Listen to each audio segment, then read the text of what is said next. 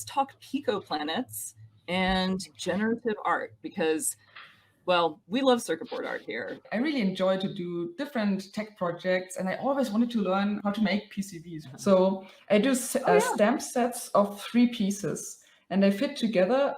One of the most interesting things about generative art is that mix of certain things that are fixed, but yet randomness controlling it all. I was manipulating files with a hex editor when I was like 10.